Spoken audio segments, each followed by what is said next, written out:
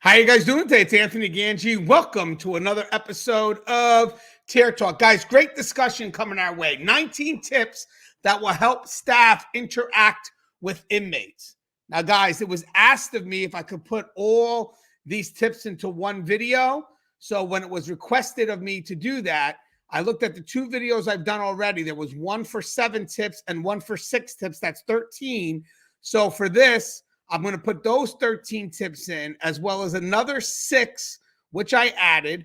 And then I'm also going to have Russ Hamilton also share in some of the dialogue here. So basically, I'll mention a tip, I'll read what I have written, and then Russ Hamilton will comment on what was written. And I really do believe this will be a definitive guide to inmate interactions. I am really proud of what we're going to accomplish by the end of this video, because these tips are spot on. So I can't wait to get Russ's feedback on some of these tips. All right, guys. So real quick, let's talk about our sponsors. Guys, if you haven't, please check out American Military University. American Military University is a great online school, very supportive of what we do here in corrections. Also very supportive of what we do here on Tear Talk. So if you get a chance, please check out American Military University. If you're looking to get that degree, bring it into the classroom, this is a great school to do it. We also have Inmate Manipulation Decoded. That book is now available. That book is being used across the country in training. So guys, if you get a chance, the link to that book is in the description. It's available on Amazon. And guys, let me see if I get this right, this way. So that most recent book, Officer to Admin, is being republished. It's being republished by Blue 360 Media. I have a link to their website in the description. The book is still being published. It's going through it right now as we speak, going through the little bit of a reformatting. I'm honored that they're taking the book and putting it on their platform. I got some stuff I'm also going to add into it as well. But when it gets released, I'll let you guys know. But I'm really excited that this company has decided to publish my book. But in the meantime, if you check out their website, you will see other books that they offer. They are the #1 leading publisher for law enforcement books. So if you guys get a chance, check out their website and see what other books they have. They have books based on, obviously, the laws, the statutes, but we also have books written by people of the trade. So if you guys are interested in learning from people who actually walk the walk, definitely a good site you want to check on. All right, let me get Russ. What up, Russ? Anthony, how's it going, sir? Good, Russ. We're going to have a very interesting show today. 19 tips we're going to breeze through real quick. A very definitive guide here. But before we get into that, do you mind introducing yourself to our audience? Not at all. My name is Russ Hamilton. I am a former and retired sergeant with California Department of Corrections and Rehabilitation. Started my career all the way back in the 80s at San Quentin State Prison. Went on from there to transfer and promote, and then ended up doing a couple of years as a senior juvenile correctional officer for a local probation department here. I've gone on since then to retire fully, retire in quotation marks, in that I work now for a private company where I am a case manager at a local county jail. And I also help case management with a local probation department, doing all of that good reentry and rehabilitation work. All right, Russ, are you ready to go over these 19 tips? Yeah, let's do it. Stone cold, by the way. Just always want to remind people out there that nothing that happens on Tear Talk is pre-planned or pre-planned. Yeah. So what I'm going to do is I am going to announce the tip, read a little blurb that I have about the tip, and then Russ will go ahead and comment on the blurb. Now, I do have 2 videos that's already out, but again, that's only covering 13 tips. So for this request, I added 6 more, and then also Russ's perspective on what it is that we're going to provide. And I think this will be very good for training. So guys, if you get a hold of this video, please, this is something that we can get out there for our staff when it comes to dealing with inmate interactions. Doesn't matter if you're on the civilian side, doesn't matter if you're on the custody side. Okay, so the first thing we got is expectations. So let me read first my note on expectations. The professional working relationship between inmate and staff is centered around expectations. As I became more senior and discretion was developed, it has been my experience that even though I see the rules as a pillar that guides me through each inmate interaction, my control is expressed through expectations.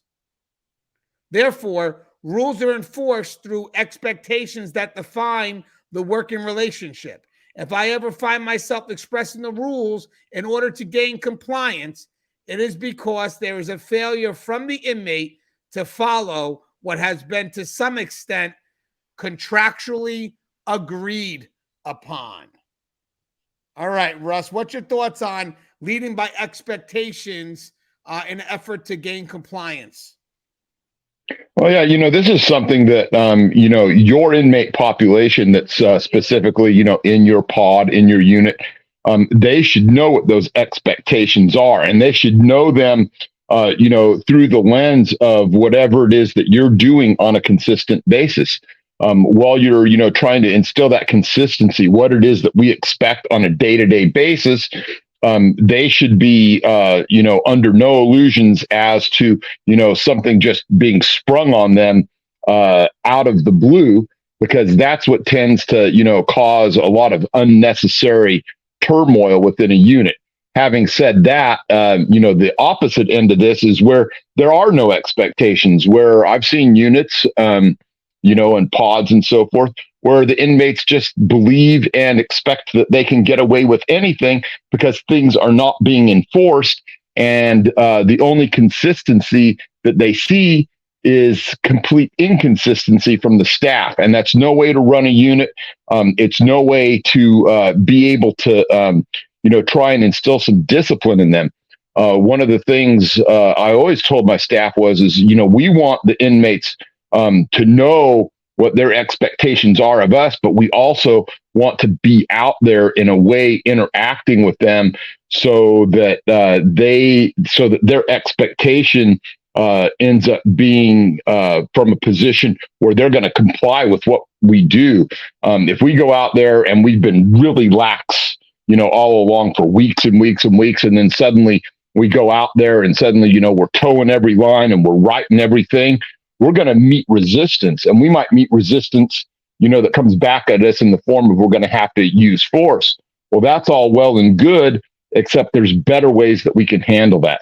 Being out there, making your presence known, conducting the right kinds of searches, letting the inmates know we are going to interact with you. We are going to be searching you. We are going to be, searching these units. And our expectation is that you follow along with the rules. If we have to explain those rules to you, fine. But for the most part, they already know what they are, because they're usually master manipulators at trying to get away, based on, technicalities, if you will. And guys, by the way, this is reciprocal, because there should be expectations they have of you just as much as you should have those expectations of them. If you're not following the rules, then you can't expect them to follow the rules. So again, expectations, I feel, works great. And it really does, in my mind, just to let you know, it really does force the inmate to kind of develop from the inside out. Because having said that, expectations is more internal, where I feel if you're always going to the rules, granted, yes, that's something that if we have to cross that road, we can. But prior to that, trying to push it through expectations work, because at the end of the day, most of these people, they don't like following the rules. But if you meet on some level of mutual expectation, it usually works to your advantage. Nothing's 100%, but at least to your advantage.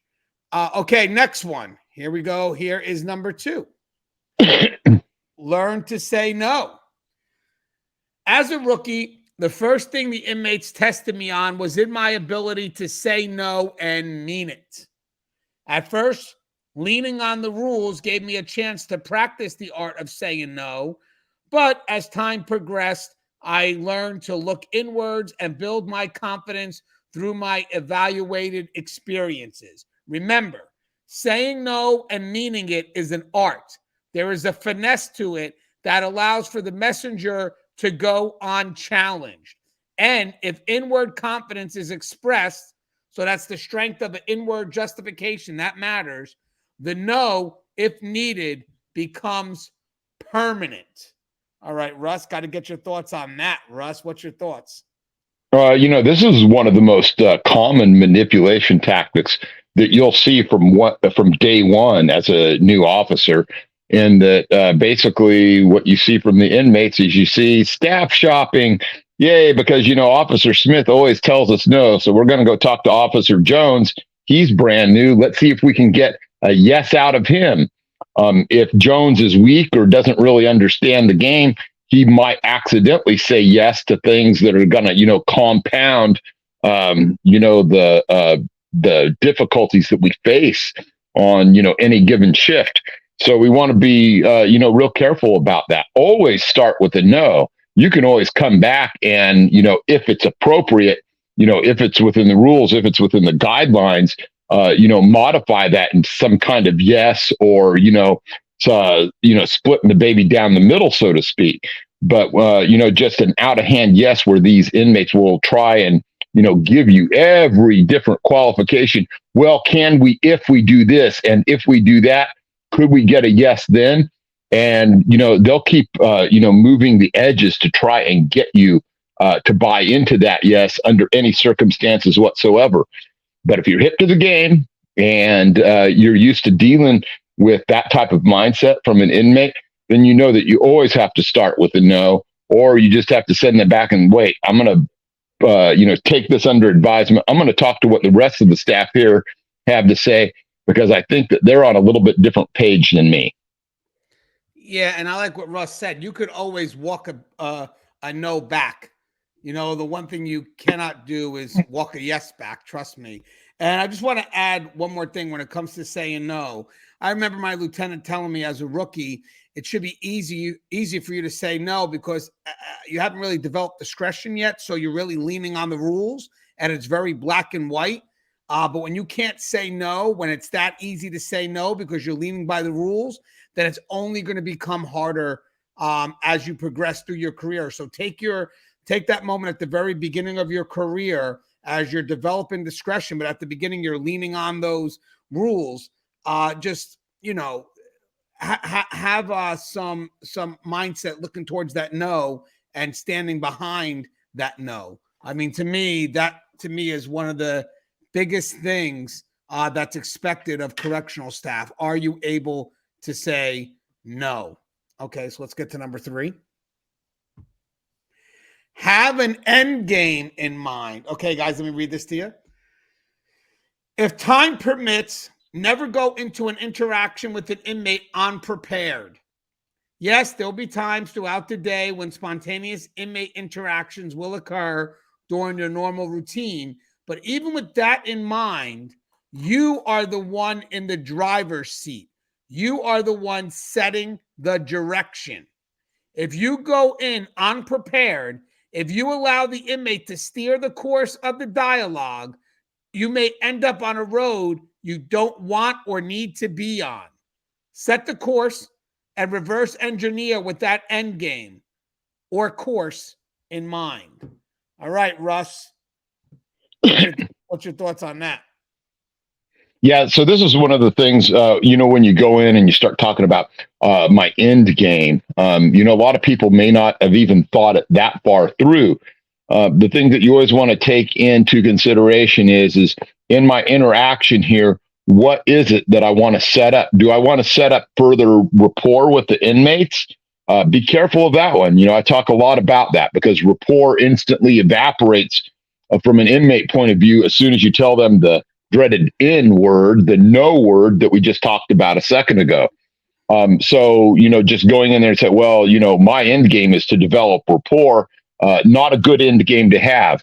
Maybe my end game, though, is something a little bit beyond that. Maybe it's to establish myself with these people to let them know that, yes, I can say no. Yes, I am going to enforce the rules. The level at which I am going to enforce the rules is going to, be A, B, C, or X, Y, Z. Maybe it's to, just be able to let them understand what it is, going back to that other one we just did, which was expectations on a day-to-day basis. So you should always be getting something out of the interaction that you're having.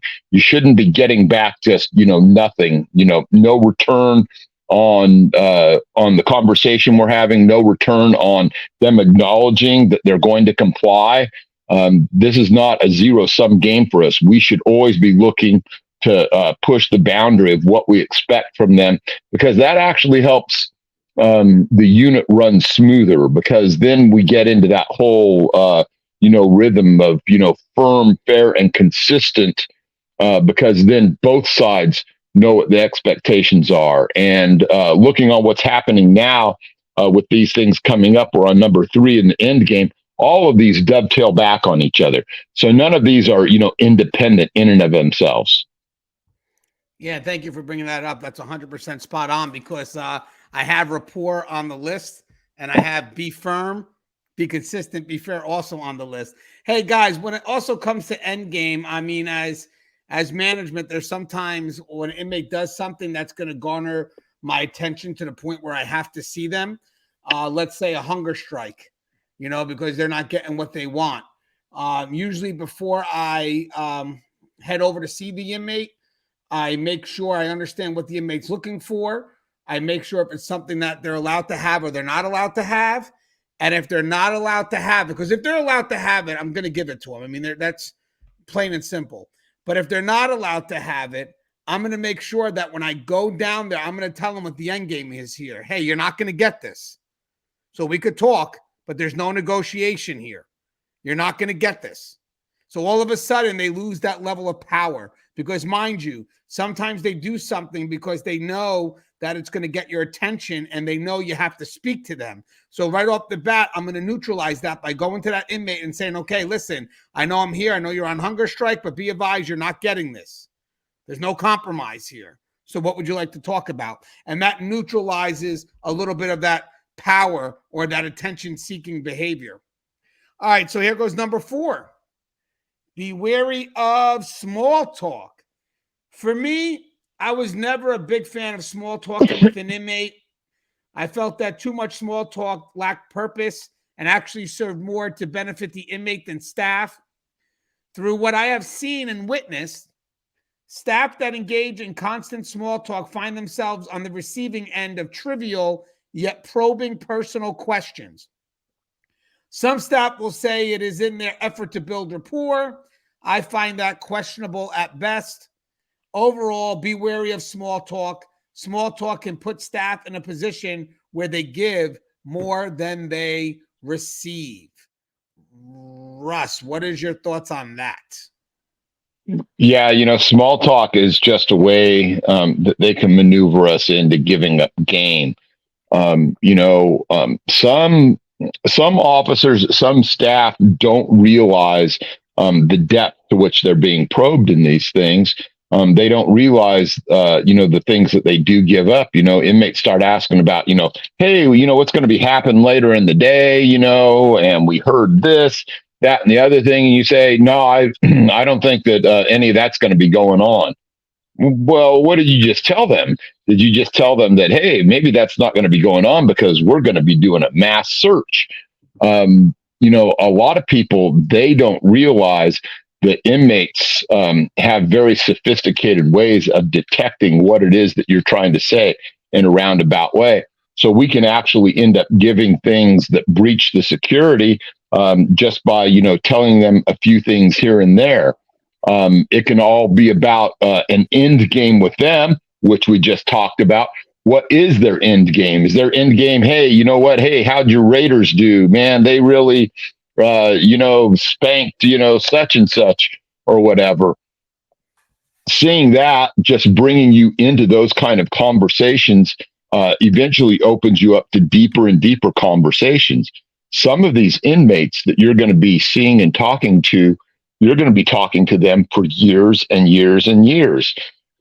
They're looking for that opening. They're looking for that opening to, first of all, breach security, and second of all, to potentially co-opt and corrupt you as an officer. they have no reason to stay within what their labels are. It's us that have to stay within our labels, us that have to stay within our prescribed roles. They don't have any such boundaries. So be very careful and understand the things that you can talk to them generally are. Weather's pretty safe, right? The things that are happening inside the facility that do not impact safety and security, like programs and medical and things like that are pretty safe. But beyond that, make sure that they're giving you back information so that what you're actually doing is you're turning the probing questions on them, and then you're able to take away some of the things that they say or don't say and understand maybe where you should be targeting your efforts a little more finely. I can't tell you the number of times I talked to an inmate and they gave up game stuff that they weren't even realizing that they were giving me about, where weapons and dope and everything else was. So anyway, stay on your game and really learn to leverage everything you're saying and, cut that small talk back. Yeah, guys, I have seen it where inmates know where an officer went on vacation or knows when the officer is going to be calling out sick. These are things that I get. They may know your schedule because you're there every day, I get, but they shouldn't know when you're not coming in. They shouldn't know why you didn't come in. I've seen inmates say, well, I knew such and such wasn't coming in because he told me yesterday he was going to watch the game, or he got tickets to go with his son to the football game. Or, hey, I wonder if Russ Hamilton is having a good time in Dominican Republic this week because that's where he told me he was going. Small talk. Be very wary of small talk because at the end of the day, I've seen it where that person's the staff member's answering questions, not asking. And that to me matters a lot because the person asking the questions is the person in control of the dialogue. Next one. Russ will love this. Be aware of your body language. So staff should always be wary of how comfortable they feel around the inmate population. Feelings of comfort will be expressed consciously and unconsciously through the staff member's body language. For example, hands in pocket, feet on desk, not maintaining proper reactionary distance, fist bumping, shaking hands, etc. These signs of comfort will then become visible to the inmate population. No matter how routine the interaction, staff should never find themselves falling into complacency. All right, Russ, what do you got there? So one of the things that we're doing with our body language is we're sending out, constant signals, and we're sending out constant signals to everyone, not just the inmate population. So, when you are putting yourself in a position where you appear very lax, when you appear very relaxed, when you appear as if, I'm just going to let all of that slide, even though you are currently perhaps, witnessing, some sort of misbehavior, that just, puts them into the position where they can read you. And then they start to know and understand when they can push beyond certain boundaries and when they can't. And then sooner or later, it comes along at a point where they really need to push a boundary. Maybe they need to catch you flat-footed while they're getting ready to do an assault, do a removal on some inmate down the line, and they just need you to be out of the way for a few extra minutes. Those are the kind of things that they go to capitalize on. One of the things, that I would watch all the time is trying to send them a little bit of, counter signals, make them think that I was off my game that day, because I could see their body language was telling me that, hey, some dope just hit the yard or something was getting ready to go down. And so just be aware, they are reading you, they are trying to read you, and they are keeping book on that. Sometimes, I've come across things where, they were tracking my movements. I've actually had them actually put individuals on me to watch where I was going within the unit because they were afraid of having, their contraband intercepted.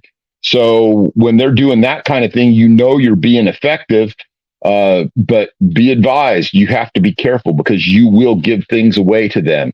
You should be the expert on what their body language is, and you should be an expert on trying to keep from them what it is that's going on with you at that moment in time. Yeah, and guys, I think this is also good when we watch each other.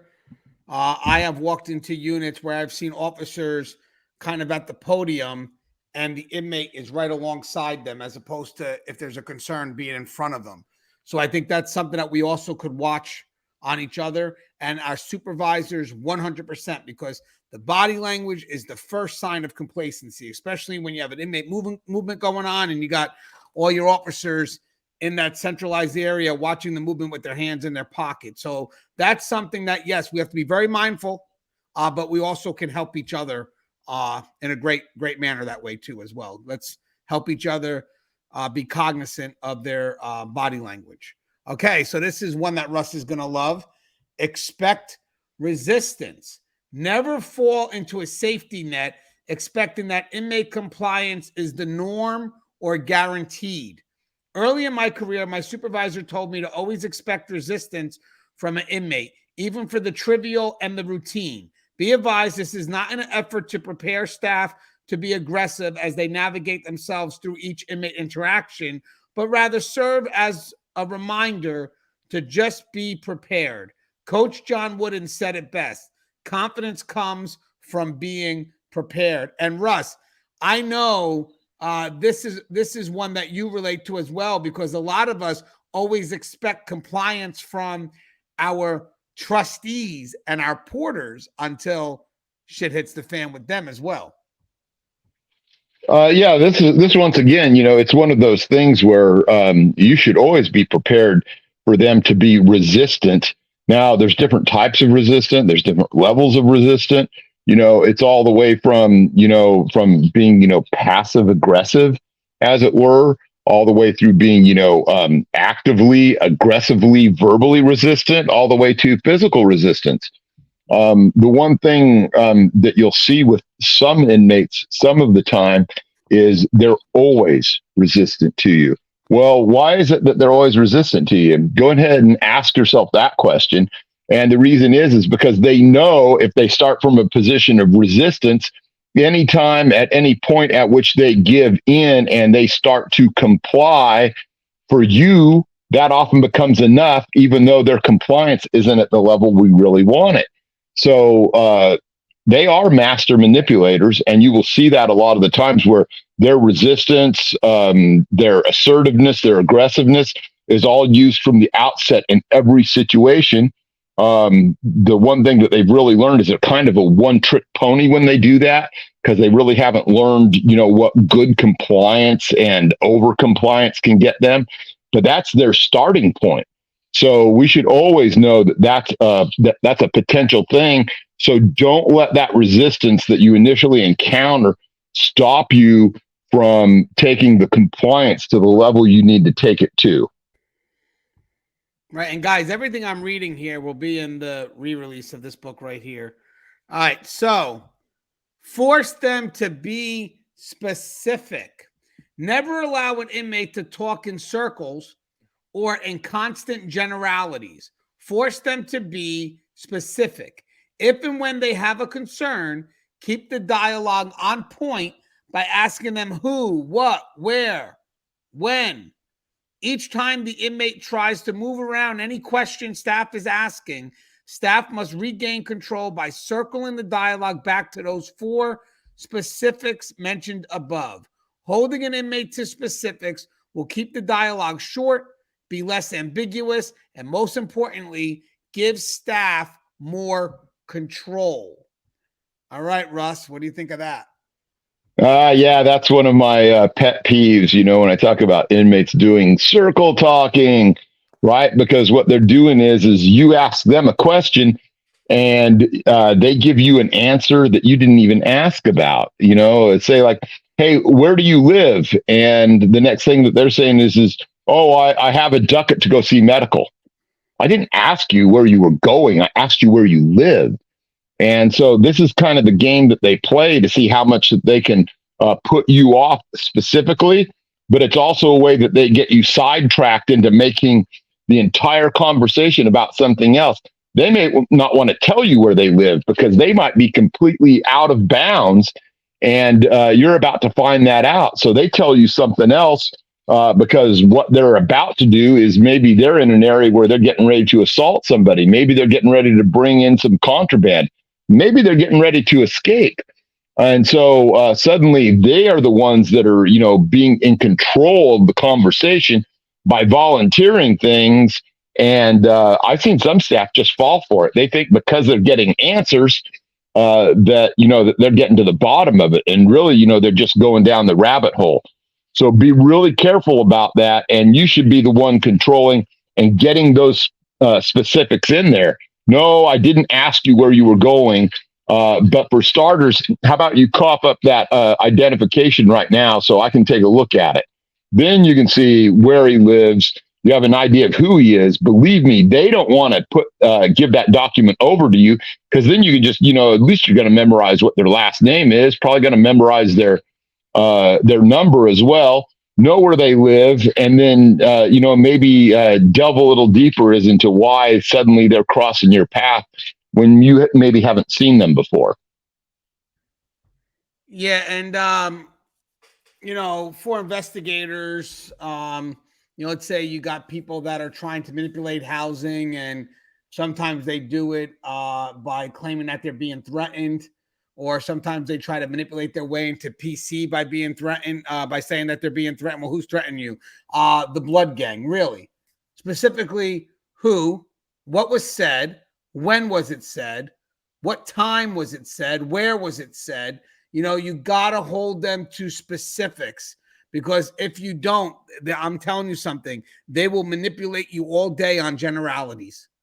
So hold them to specifics and don't allow them to manipulate you through the use of generalities. And believe it or not, guys, our job is to hold them to specifics, because if we don't hold them to specifics, they will maneuver us. And if shit happens, we literally made a move based on nothing.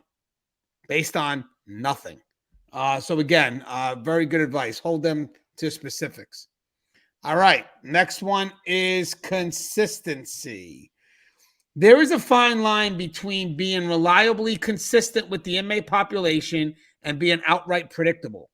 For me, the higher level expectations, the expectations that relate to the overall balance of doing my job, so routine tours, routine searches, demeanor, overall safety and security, etc., would be provided with the highest level of consistent commitment and effectiveness. However, as for the specifics as to when it's being done, where it's being done, how it's being done, or in some cases, why it's being done, let's say strategy or tactics, will vary. I guess the balance between being consistent and being predictable is centered on some level of spontaneity. Yes, I will be consistent with my efforts and my attitude towards being effective and trustworthy, but not to the point where my every move is predictable by the inmate population. My boy and retired sergeant from CDCR, Russ Hamilton, says it best. Consistency derives from policy, procedure, law, case law, and professionalism. Predictability, or the lack thereof, derives from strategy or tactics. All right, Russ, that was a quote from you. That's going to, again, be another quote I'm utilizing in the book. But Russ, what's your thoughts on this? Okay, so there's a lot of different ways to look at consistency, and so sometimes I'll just point something a little bit different out here. Is inmates, because we are there in their presence and we do deal with them day after day. If they have an expectation that you are going to hold them accountable, they're less likely to mess up in your presence. They're also less likely to give you a bunch of guff with regards to what's going on. They know the officers, they know, the sergeants that they can play and, move off of their game and get them to change their consistency from, hard as nails to soft as bananas in a heartbeat. So that's not where you want to be. You always want to, bring sort of the same facade, and by facade, I don't mean fakeness, but I mean sort of, the same bearing of command to each and every interaction that you have, because that forces them into a position where they have to capitulate, because they just know that you are not going to be swayed.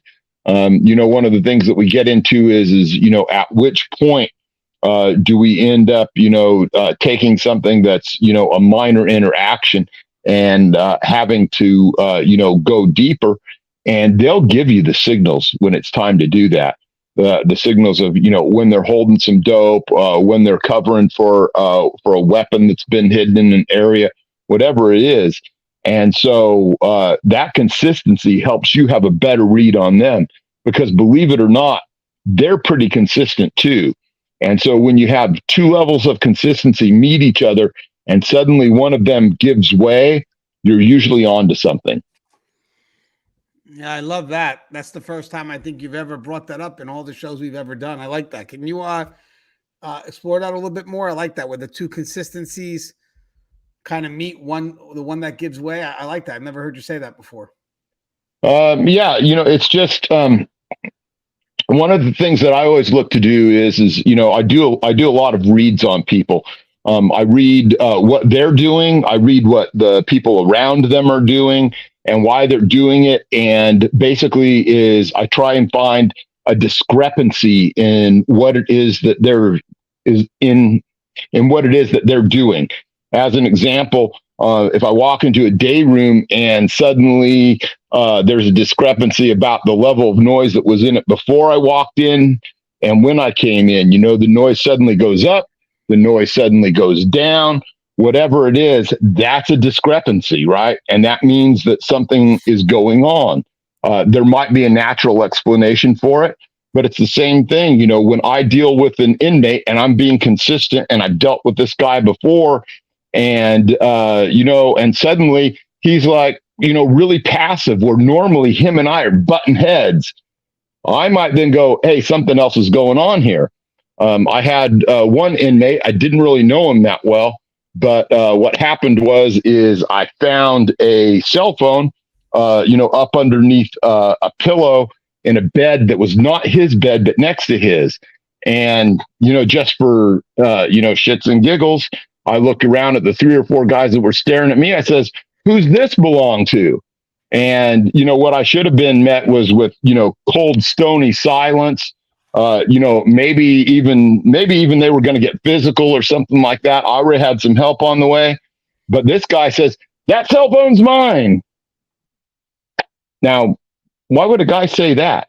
Consistency in the inmate population means they should always be denying everything. Well, he wanted to get me out of there because there were more cell phones and there was more dope and there was more weapons right there. And so there was an inconsistency in that for me. And I developed the discrepancy in it. And then I was able to leverage it into making a significantly large bust of cell phones, dope, and weapons. Yeah, that's like people that get caught with the red herring. Yeah. And it's just all in the read. Yeah, you were meant to find that, actually. Yeah. So now you stopped looking. And all right, so the next one, don't take it personal. Let me read this. Inmates can be quite disrespectful at times, especially when staff is issuing a directive in which the inmate refuses to accept and ultimately comply. Therefore, correctional staff must be thick-skinned. Staff should never let their professionalism and reason give way to their emotions. Staff's interactions with the inmate population, this very unique dynamic, should never be centered on a win-loss or a heated exchange or an us versus them.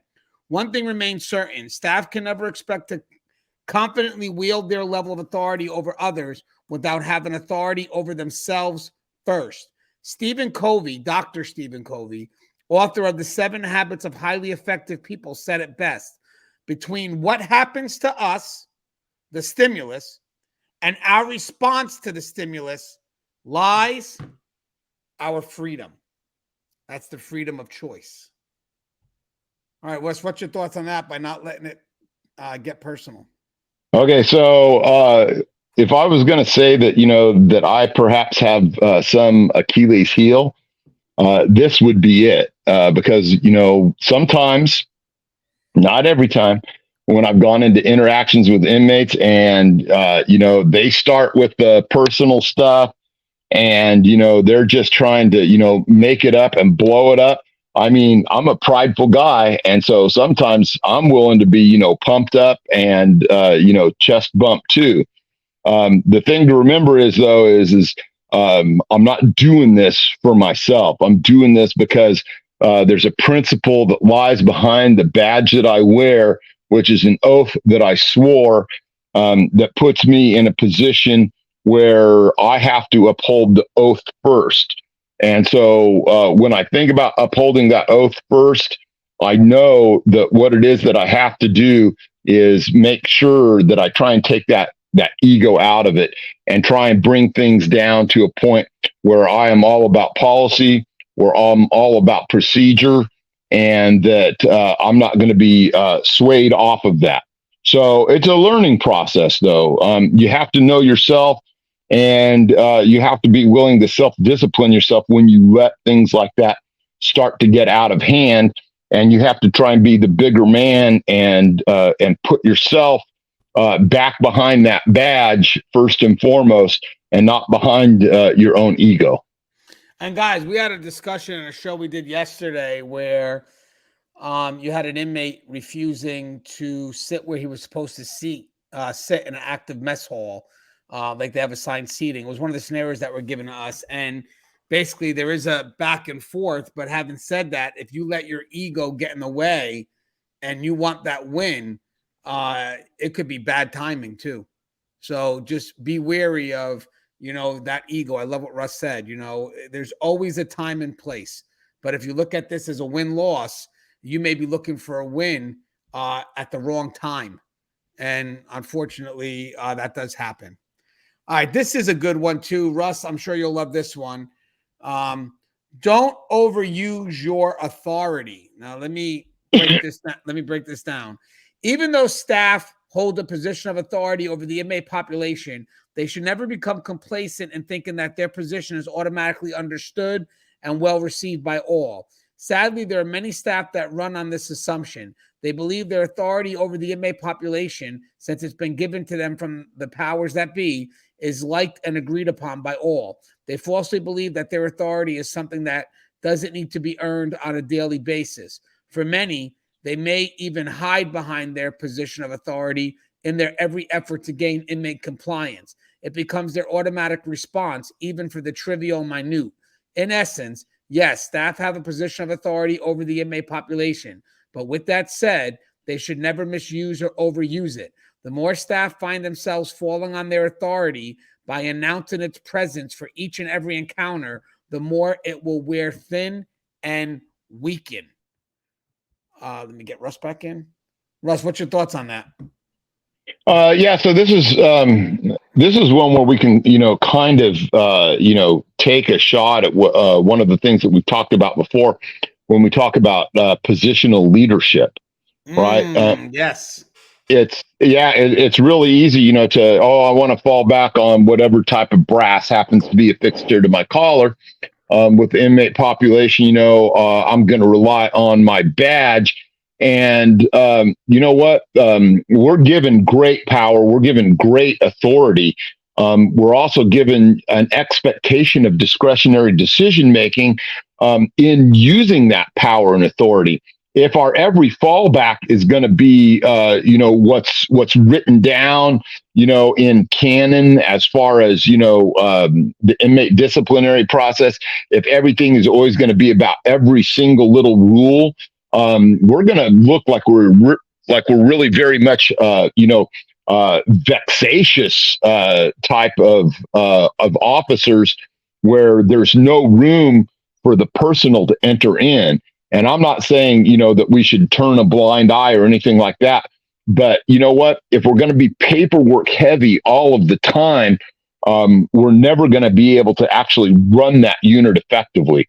We have to, establish some things with the inmate population with regard to that, and get a level of compliance where we can actually afford to not let some things go. I don't want that part being misunderstood, but where we can afford to let some things, fall to the lowest possible level where we deal with that in a verbal manner, or at least maybe an informal documentation of some things. If we're always going to just be there and act authoritatively, then we're viewed as petty. And if you're viewed as petty, you're never going to be able to get the type of respect that you need in order to get real compliance, because then they're just doing it to get you out of their hair, and they're not doing it because they do feel that you have real authority and that you're speaking from the person that you are who's wearing the badge rather than from the badge itself. Yeah, and guys, remember, when you're working in those restorative housing unit areas where inmates are there because they've gotten in trouble for violations, you're not really running that unit by the pen anyway. You're running it through respect, because at that point, obviously, you can see they're there because they don't abide by the rules. So again, you got to kind of develop some respect. I remember I had an officer who worked in restorative housing unit. Mind you, I was in the 3 other units and they were loud as you wouldn't believe. And then I come in this unit and it's a little bit more quieter. And I asked the officer, "What's the magic here?" He goes, "Because I don't run it by the pen, Gangi. I run it with respect." And he was a senior officer, and you could clearly see the difference. You felt it. Next one, simple one. No favors. So let me read this out. Staff should never allow themselves to be put in a position where they feel obligated to an inmate, whether it comes across as a favor or an offer by the inmate. The feeling of obligation is centered on what at first seems to be an added effort to help staff, like extra cleaning, protection, lookout, etc. Be advised that added effort is not without cost. The added effort becomes a bartering tool for the inmate to navigate their way into getting the staff member to feel obligated. Basically, I do for you, you do for me. Staff should never fall for this trap. Staff should make it known to the inmate that this is a working relationship, not a reciprocal one. Therefore, this relationship is not and never will be centered on favors or random offers of selective kindness. Russ, what's your thoughts? You like how I said selective kindness? Selective kindness, or selective, blind eyes. So this comes back to the thing which, fortunately or unfortunately, practically all of human existence is based on, and that's the dreaded quid pro quo. All right. Things, whether you want to believe it or not, between most human beings, things are transactional. All right. There's a difference, though, in what we experience and what we experience out there on the line, because guess what? We have a label, an obligation, and a duty that we have to fulfill that doesn't allow us to do those things. There are no favors. There are no quid pro quos. Or at least there are only those things that exist within the bounds and the bonds of policy and procedure and the law. So those things we are allowed to do. It's kind of like right now I do things with regards to rehabilitation and reentry work. And so when it comes time, occasionally I'll have someone ask for a note, a letter, or something, and I don't put in there what a terrific inmate this guy is, or has been great on probation, because I don't know any of those things. The thing that I can tell the court with respect to that is this person, guess what they did? They did fulfill the obligations to which you sentenced them for. And that's about it, because everything else is a favor, right? But it's defined within what I do and what my job says that I can give them that particular letter. So just watch what it is that you're doing and be careful about, being in that transactional mindset, because, out in the real world, it's cool. We do that all the time. There's an expectation. Hey, I do for you, you do for me, this, that, and the other thing. But it changes up when we face what we're doing with regards to duty. Yeah. And guys, remember earlier, I did say reciprocal in regards to expectations. For this one, it's not reciprocal in regards to transactions because as much as we don't want inmates doing favors for us, we also don't want to be put in a position where we're doing favors for them. So definitely something that is worth noting. And watch those keywords too. Watch when they say, "Oh, I'll do it for you and only you," or hold them to it. And I would say the moment they say that, fire them. Zero tolerance. Yeah, fire them. And be wary of inmates that actually take advantage of those work positions by going the extra mile and be the best at it, where they feel that they could be irreplaceable. That could also be a ploy where you praise them for all the work that they're doing and they wind up holding it against you because, now you want to write them up, but you can't, because who's going to clean the area as good as I am, Gange, or I'm the best plumber. If you write me up and I get in trouble, guess what? You're going to have a vendor come in. It's okay. I'll pay the vendor. So just be wary of people that go too far in their job and never admit to them. You could thank them for the moment. You could. That's fair. I mean, they did good work. Thank them for the moment. But be wary of praises. That's all I'm saying. Be wary of how high you're putting them on that pedestal. All right. Popular versus respect. I remember my supervisor telling me, don't look to be popular, look to be respected. For staff who look to be popular amongst the inmates, they will unconsciously find themselves going to those same inmates looking for permission or approval to perform their duties. Their want to be liked and be popular will supersede their ability to carry out their trusted duties. Therefore, staff should never mix popularity with respect. All right, Russ, this one's a good one for you.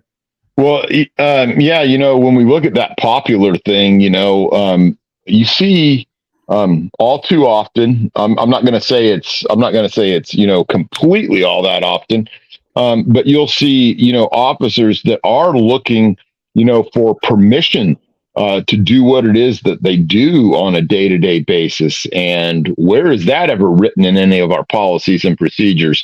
Well, it's nowhere. That popularity contest, it shouldn't be there at all. We shouldn't be worried about, oh man, you know what, this new policy, inmate Smith isn't going to like this. What do we care about that? That's not what we should be looking to do. If we're seeking permission, if we're seeking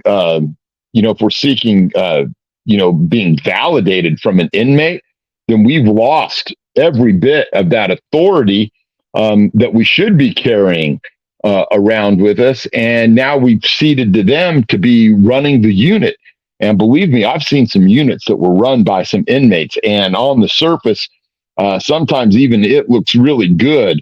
It's the problem is when you look beyond that, you start to see, all of the corruption that's happening and the things that aren't getting searched and the contraband that's coming in and the drugs that are there and the way that they're able to actually abuse their authority that they've taken because you've chosen to be popular instead of respected. And I don't necessarily like or agree with everything that the respect word means either, but in this context, I think it makes sense. Yeah. And now this is going to get to what Russ touched on a little bit before, so we could revisit it real quick, but it's building rapport. Let me read you what I got. Building a rapport with an inmate is not an end game in itself. Building a rapport with an inmate should result in actionable information. I have seen many staff get dragged down the wrong path because their effort to build rapport with the inmate population became their end game, their main priority. Don't let building a rapport supersede your main effort at building on actionable intelligence and then documenting and sharing it accordingly. I have seen many questionable actions by corrupted staff who, when asked to defend their actions, stated they were just building a rapport. I just wanted to end this with a great perspective from my friend and retired Sergeant Russ Hamilton. Watch how fast your rapport with an inmate evaporates when you go to hold them accountable. All right, Russ. So this is, we touched on it briefly before. You want to add any other thoughts to that? This was actually or part of that was actually a big problem I had with one of my supervisors at one point. He was always on that, and he would say that out loud. He would say, "Oh, I'm building rapport with the inmates." And what would happen is we would go take something from them, because inmates always have some kind of contraband, right? And then what was he doing? He was building rapport. Guess how he was building rapport? By giving it back to him. And what sense does that make? He's actually violating a rule in order to establish a rapport against which he can't leverage anything, because the instant he leverages the rapport that he has, they're going to shut him out. And so, he would go out there and he would think, they would tell, hey, you know what? We got some problems between the Crips and the Bloods. Well, yeah, that was the same thing that I mentioned yesterday when I was out here watching what the Crips and Bloods were doing, facing off at the tables. And it was, all over something that I have deeper intel than he does, because one of them stole a cell phone from another one. And now it's turning into a thing. And the next day was actually Christmas, and it all blew up and everything. But it's just those kind of things, is that if you think that you're going to go in there and establish yourself, you can do it, but it's only for a very finite amount of time. And the other thing, if we go back to that word I used on the last one, talking about transactional, once again, you're down to a quid pro quo, and you're just exchanging one thing for another, and all of that rapport is going to evaporate the instant you hold somebody accountable. Man, I thought we was better than this. Yeah. We were better than this. Yeah. Man, I am a correctional peace officer, and you are an inmate, and you are in here for murder. I mean, come on, man. Got to be careful of those partnership words. They employ that when they us versus them. All of a sudden, it's staff become them, and then you and the inmate become we. Yeah, be very careful of that. And also, building rapport also tends to lead in playing favorites. Never play favorites. Kind of falls into that being fair and objective. All right, Russ, you're going to love this one. Don't allow an inmate to intimidate you. Staff should never be afraid to do what is expected of them in their prescribed role. Some inmates may try to stop staff from carrying out their duties by making threats to tell a supervisor, call their lawyers, call their families, etc. These attempts are a desperate effort by the inmate to gain control over staff and make staff hesitant in the performance of their duties and expectations. Staff need to remain confident in their duties as prescribed and let the inmate know that they can call whoever they want. In the end, staff has a job to do, and that job will not be dictated through the use of intimidation as employed by manipulative inmates. All right, Russ, what do you got for that?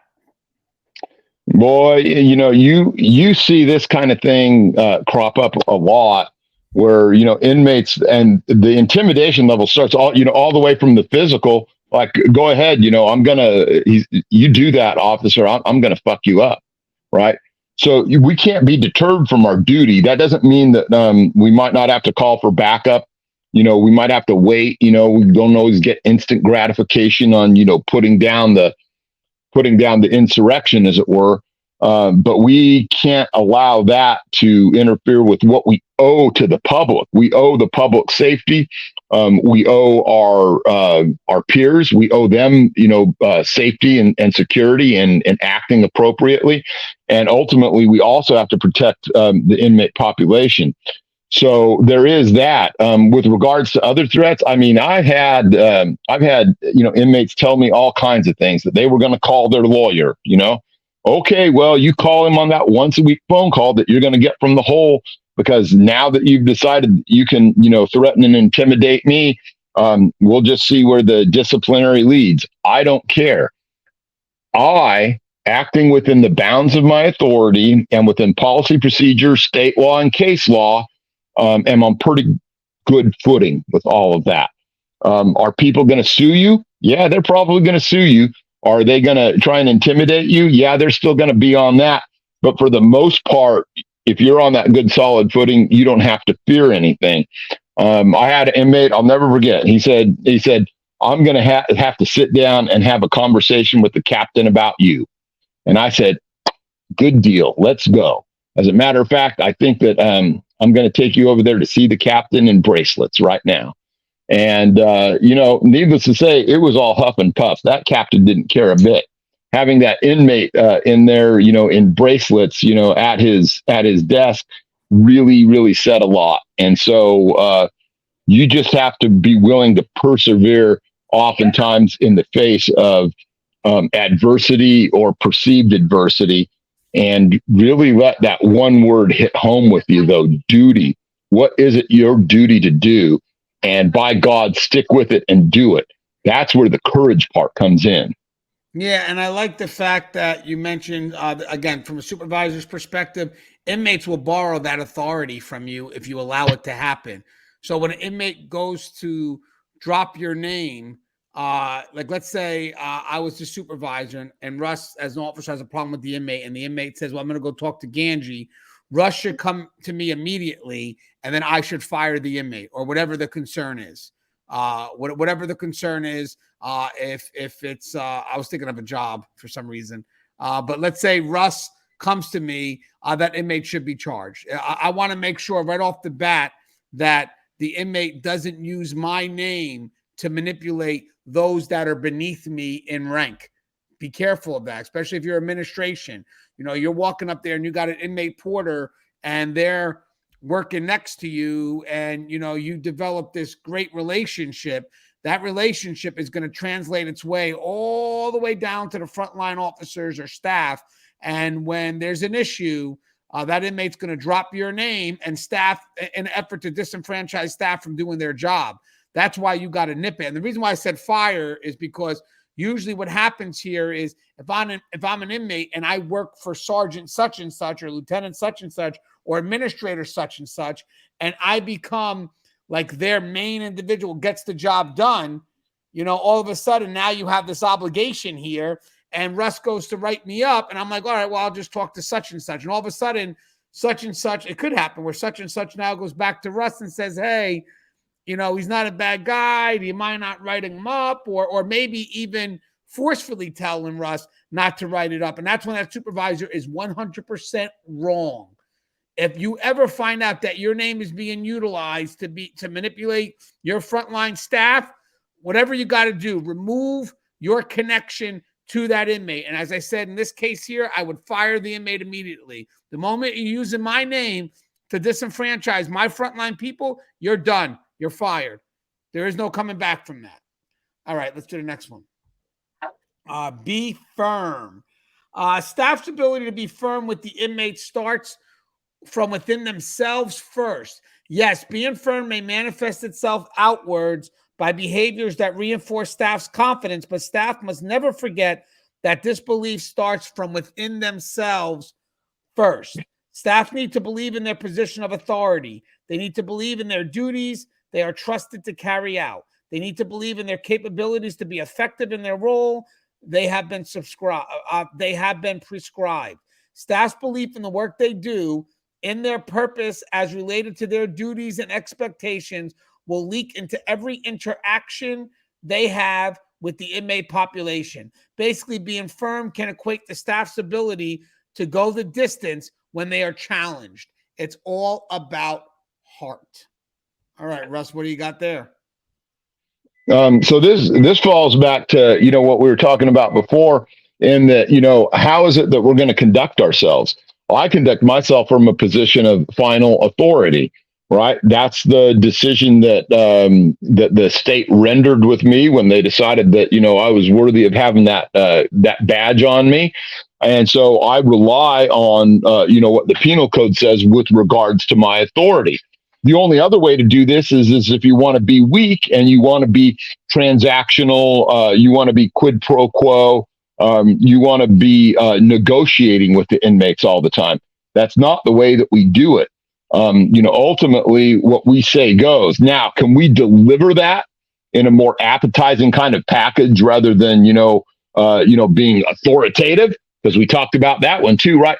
Certainly, we can do that. We can find ways to get inmates to comply without having to rely on being badge heavy, because they start to know what to expect from you and the way that you carry yourself, and that you have a command presence.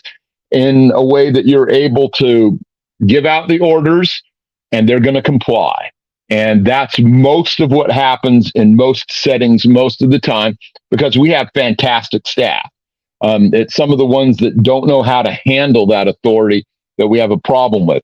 So being firm, being assertive, there's nothing wrong with that at all. As a matter of fact, that should be what we do on a day-to-day basis, because what we do is so important and what we do is very damn serious.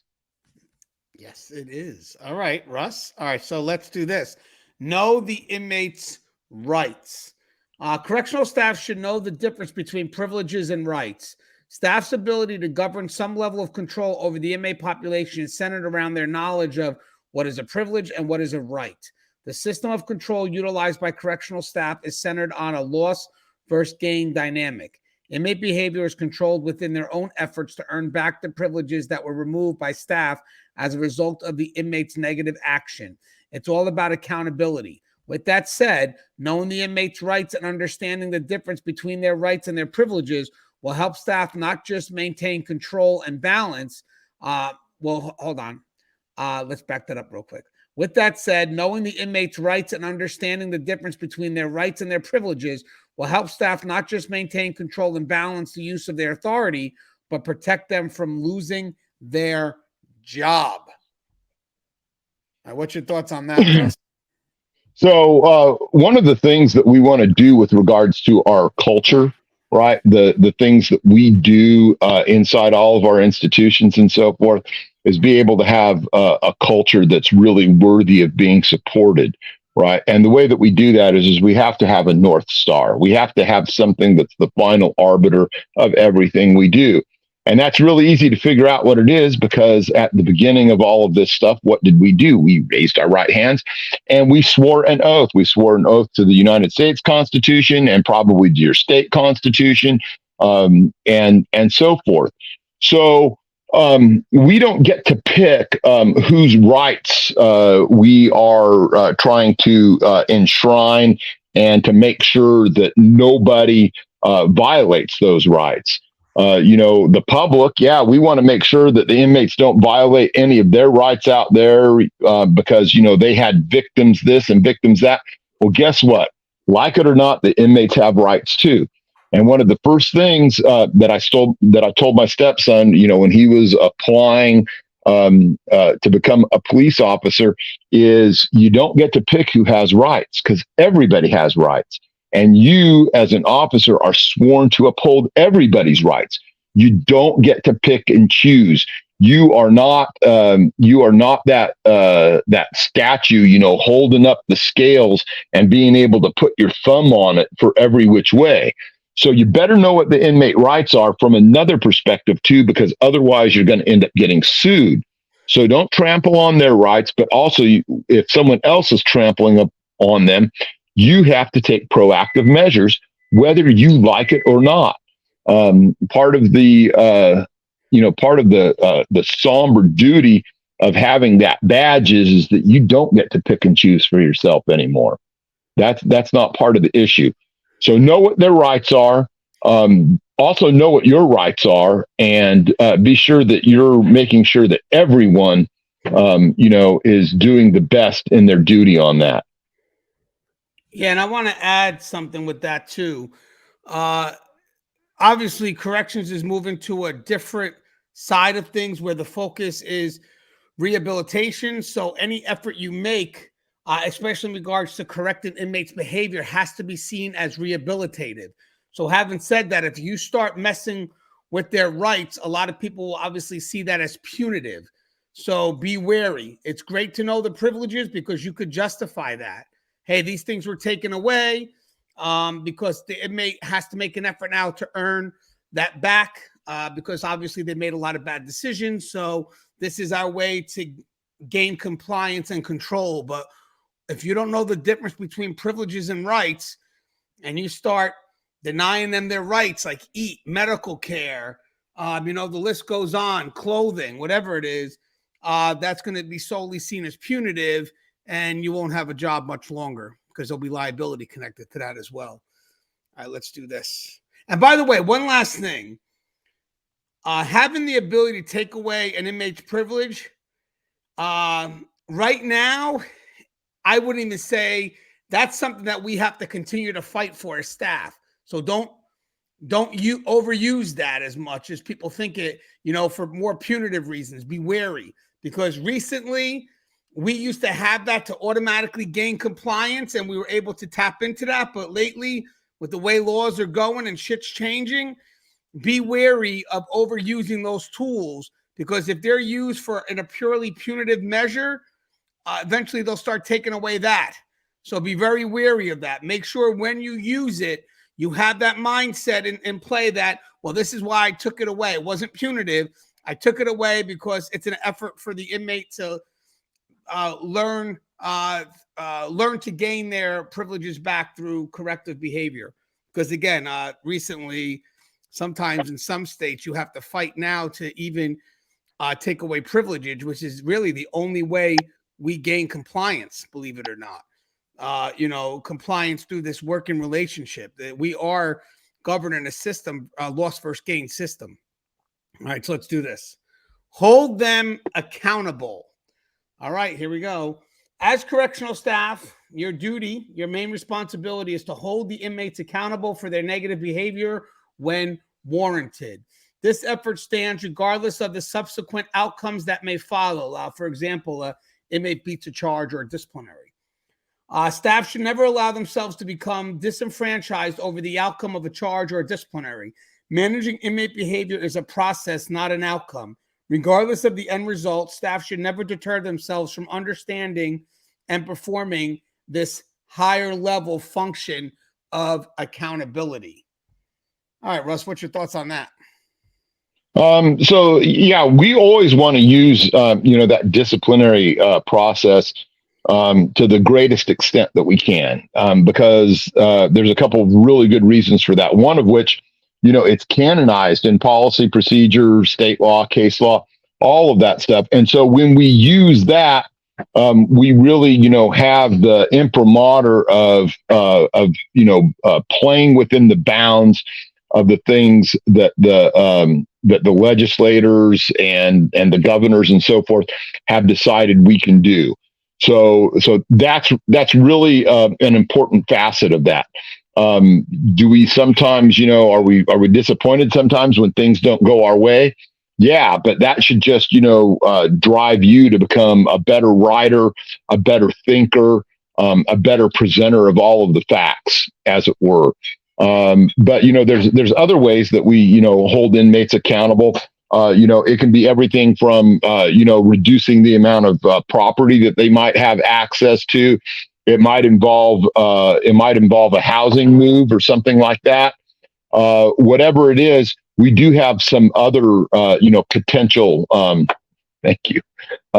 We do have some other potential ways that we can get at that. But the thing that we have to remember is that inmates, in order to change their ways, are going to have to be dealt with. And so that accountability that you force them to confront is part of the rehabilitation process.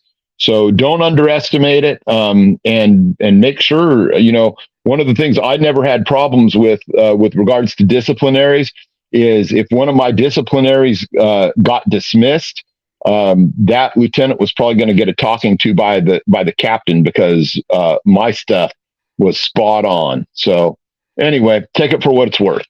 Yeah, and guys, if you are following up on a charge, you're following up in an effort to learn. That makes sense if you want to chase a charge, an effort to learn and write one better next time.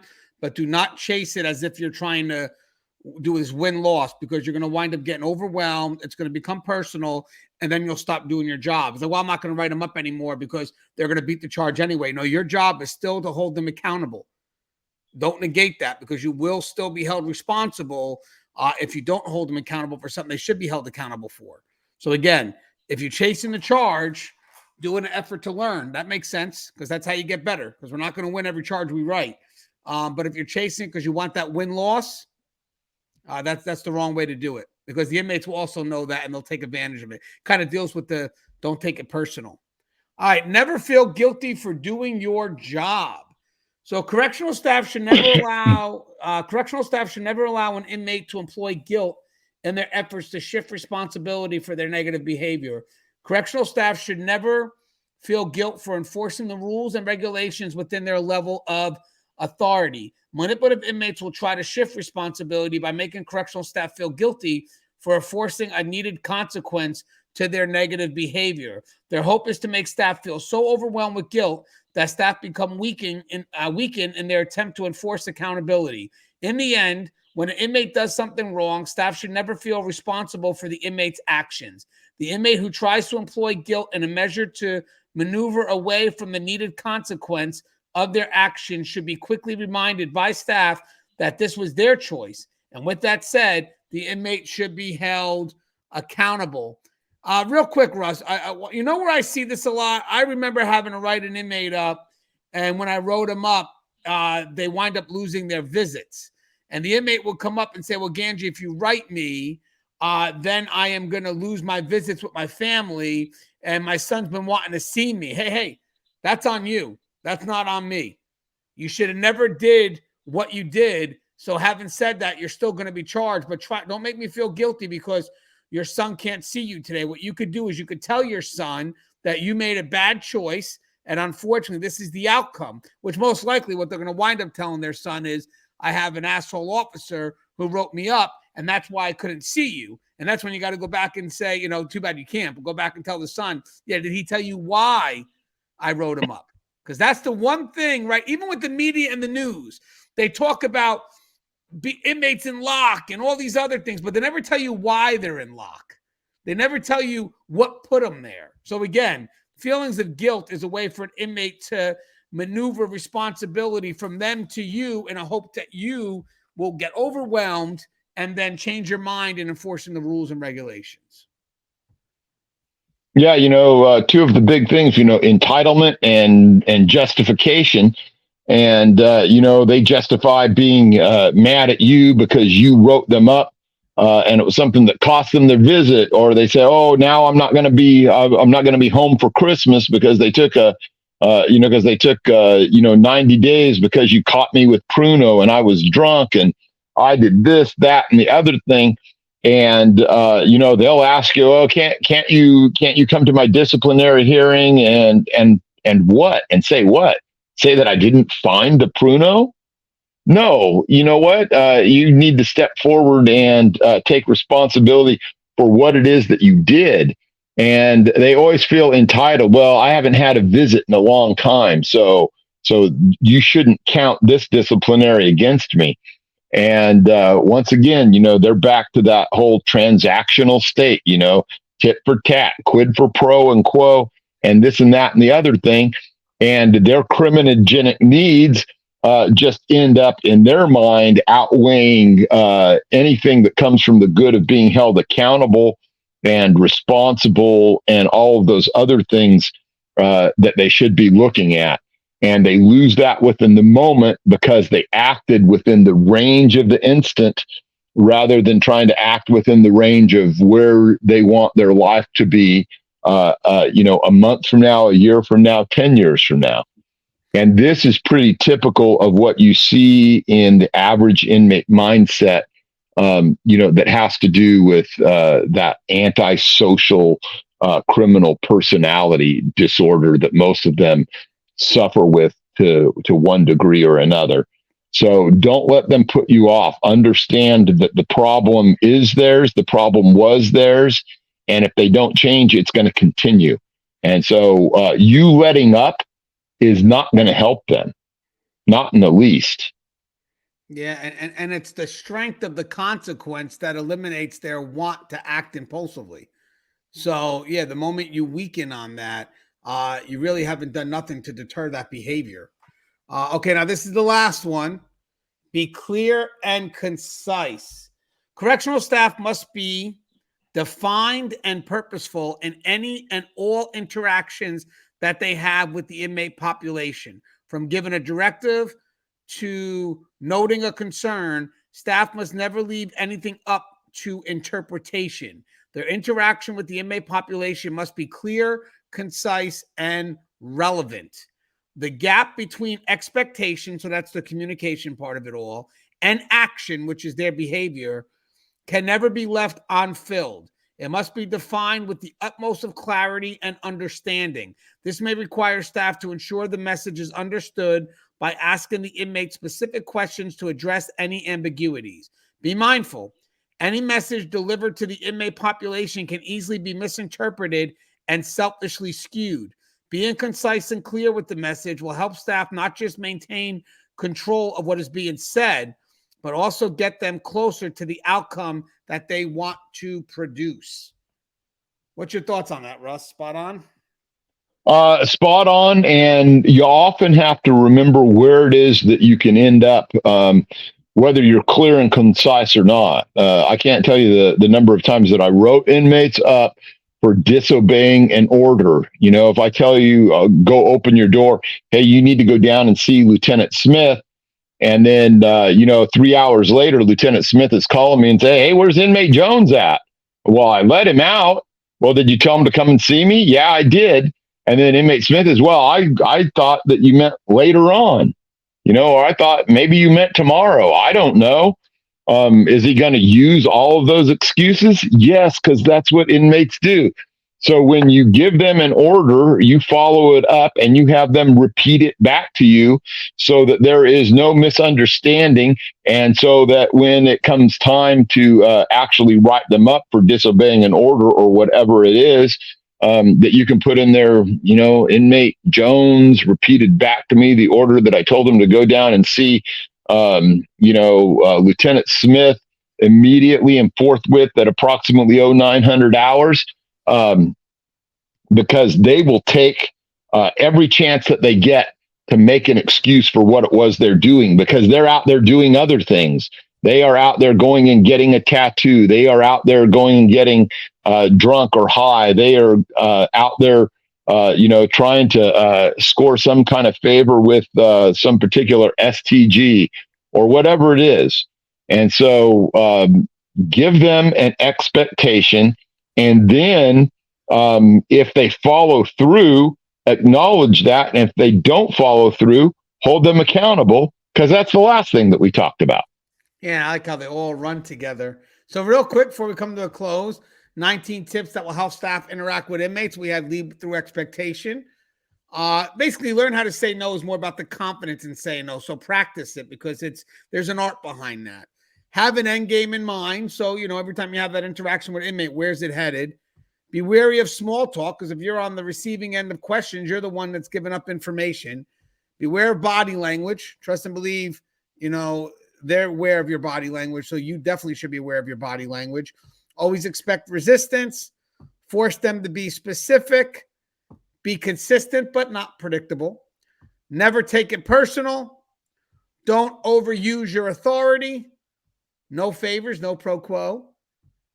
Choose to be respected over being popular. Building a rapport, what is that really? That should, if anything, you need actionable information, but building a rapport as just an end all, whatever it is, just doesn't work. That's not what it's about. To me, that's more of building undo. Don't allow an inmate to intimidate you. I'm going to call my lawyer. All right, call your lawyer. Be firm, and that, again, from within, that will manifest out in your behaviors. Know the inmate's rights. I'll add what Russ also said, know your own rights. I like that.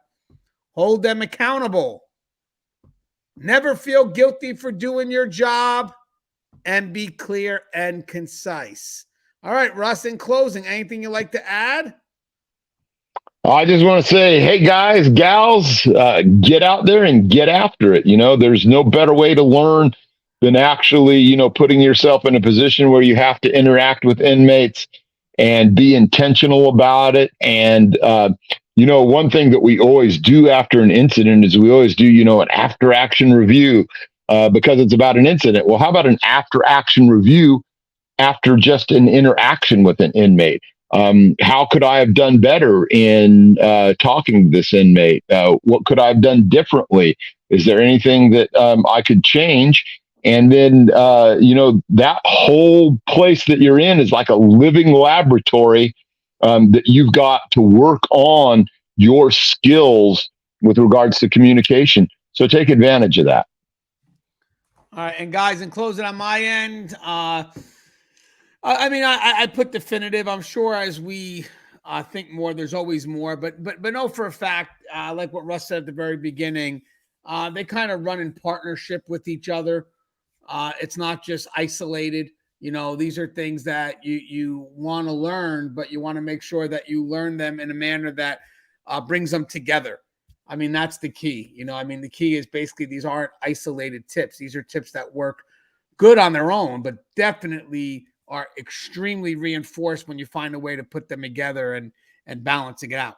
Again, good training. If you guys are supervisors or just want to forward the video out for training, this is something that would really be beneficial to most people in the profession, no matter what side you walk on, civilian or custody. There's a lot of good tips here that could be used by both sides. So as always, guys, the show is Tier Talk. If you haven't, please subscribe, interact, engage, comment, hit that bell. Bell's going to notify you every time I post a video. Stay safe.